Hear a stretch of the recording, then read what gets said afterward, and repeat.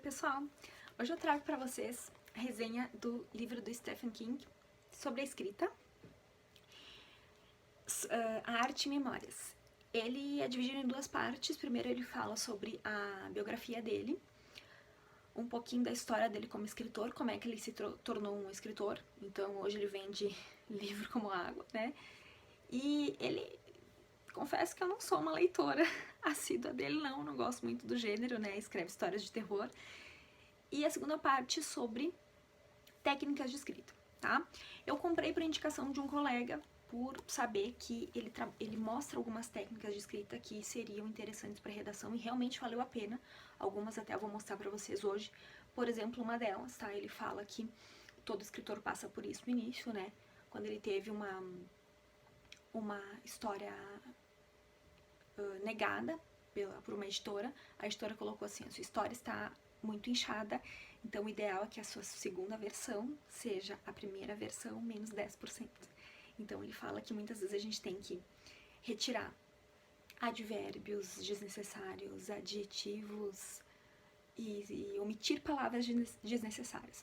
O problema de um vestibulando, por exemplo, tá, é que nem sempre sabe o que é, identificar o que é uma palavra desnecessária. Por isso que a gente precisa do auxílio do professor ou do auxílio de outros olhos para detectar o que está sobrando no nosso texto, certo?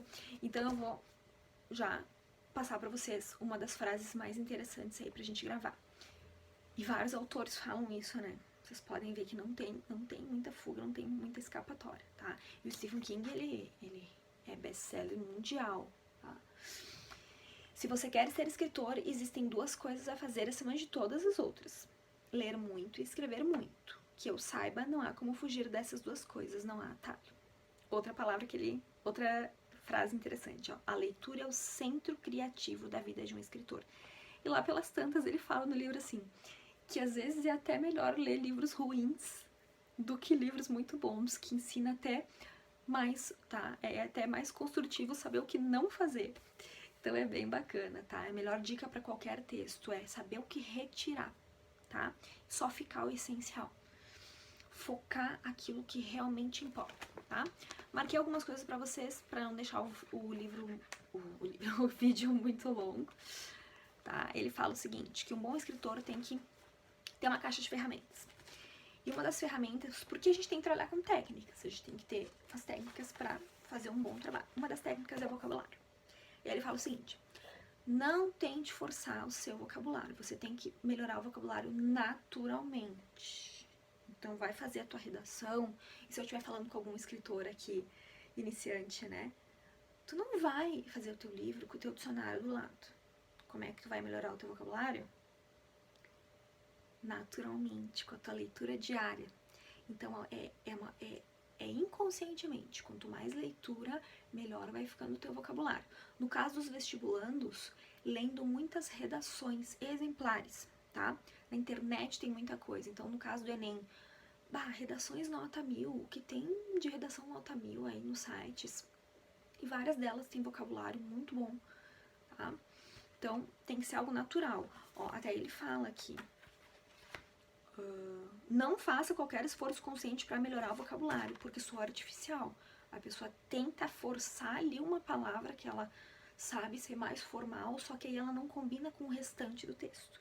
Então fica muito artificial e aí o leitor percebe que aquilo não é o teu vocabulário. Então muito cuidado, tá? Seguindo, fui marcando alguns elementos. Recomendo muito a leitura, tá? E até não só pela questão das técnicas de escrita, mas pela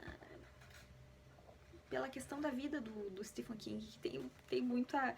É muito interessante, ele joga muito com a questão do humor, ele é super bem humorado, e até os pontos dos altos e baixos, né? Até os baixos ele ri, assim, da vida dele, é muita leveza o livro, tá? A questão da gramática, ó. A gramática não é apenas chateação, é a estrutura em que você se apoia para construir os pensamentos e colocá-los no papel. Então, às vezes, o aluno tá super bem em conteúdo, ele tá bem atualizado, mas ele tá com a gramática fragilizada. Então, se a tua pontuação estiver ruim, tu não vai estar sinalizando pro leitor como é que ele tem que ler o teu texto. E aí ele vai se atrapalhar e ele não vai entender a tua ideia, tá? Então, tu tem que trabalhar a tua pontuação, tu tem que trabalhar a virgular os termos intercalados, tá? As orações intercaladas, porque eu sempre digo, né, a pontuação ela é facilitar, saber pontuar é facilitar a vida do leitor, é fazer com que ele leia mais rápido e ele tenha uma leitura mais efetiva e ele entenda a tua mensagem de uma maneira mais eficaz, tá? O que mais? Vou passando rapidinho aqui, ó. Ó, parágrafo. Vejam como é um livro que serve para qualquer pessoa que precisa escrever um texto com competência comunicativa, né? Ó, o parágrafo expositivo ideal. Atenção, vestibulandos. Contém uma frase síntese, que eu chamo de tópico frasal, né? A primeira frase do teu parágrafo, ela enuncia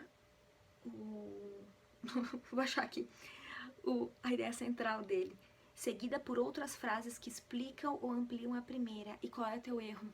Teu erro é o seguinte, ó. Tu joga uma frase e depois tu vai pra outra. Tu joga assim, ó. A eutanásia é crime no Brasil. Ponto. Outro problema que enfrentamos... Mas vem cá. Tu tem que explicar aquela tua primeira frase. E aí vocês jogam uma frase, depois vão pra outra, depois vão pra outra. Não! Jogou lá, eutanásia é crime, e aí o que o leitor... Sempre tem que imaginar o teu texto como um diálogo com o leitor. E ele tá te perguntando, como assim? E aí tu explica, tá? Ele chama de frase síntese, eu chamo de tópico frasal. É uma questão de nomenclatura, ó. Ele fala assim, a estrutura frase síntese seguida de frases descritivas e complementares exige que o escritor organize os pensamentos e também evita que fuja do tema. Então, o nosso pensamento é desordenado, mas se tu seguir essa estrutura, tópico frasal, como assim? E ainda depois concluir o parágrafo, né, que eu chamo de tá e daí, né, longo, taranã, taranã, taranã, teu parágrafo fica estruturado, tá? Quem faz curso de redação treina muito esse parágrafo aí e não se perde, certo? Ah, olha só a facada que ele te dá. Gente, tive um acidente aqui, mas ó, deu tudo certo. Espancou meu celular. Se você não tem tempo de ler, não tem tempo nem ferramentas para escrever. Simples assim.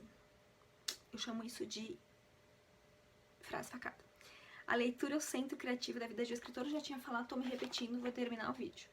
Quanto mais você ler, menos estará propenso a fazer papel de bobo quando for escrever algo. Tá? Ele tá convencendo vocês que tem que ler. Pra mim já foi. E vamos terminar.